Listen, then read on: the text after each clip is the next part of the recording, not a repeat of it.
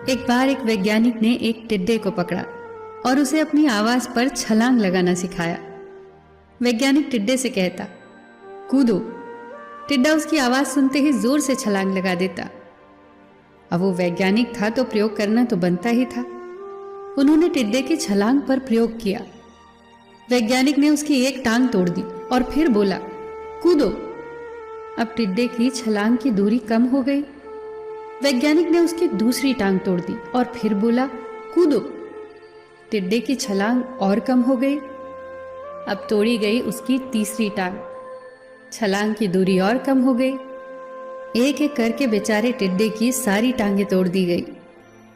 अब आखिरी टांग टूटने पर जब उसे कहा गया कूदो, तो वो हिल भी नहीं पाया।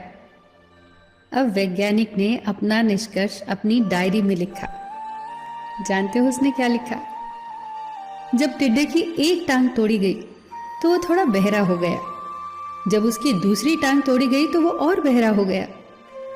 हर टांग टूटने के साथ वो और बहरा होता गया और सारी टांग टूटने के बाद वो बिल्कुल बहरा हो गया। जोर जोर से चिल्लाने का भी उस पर कोई असर नहीं हुआ।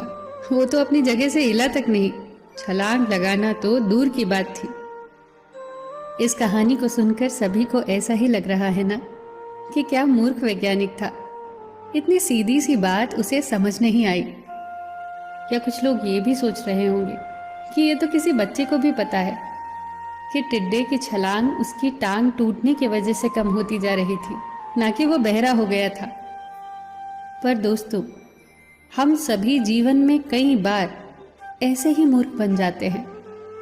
कई बार जीवन में दो घटनाएं एक साथ ऐसे घटती हैं कि उनका एक दूसरे से कोई संबंध होता ही नहीं, फिर भी ऐसा लगता है कि गहरा संबंध है।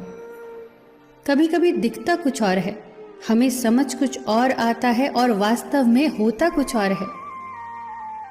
इसीलिए अगर पछताना नहीं है तो जीवन में जल्दबाजी में कोई निर्णय न ले।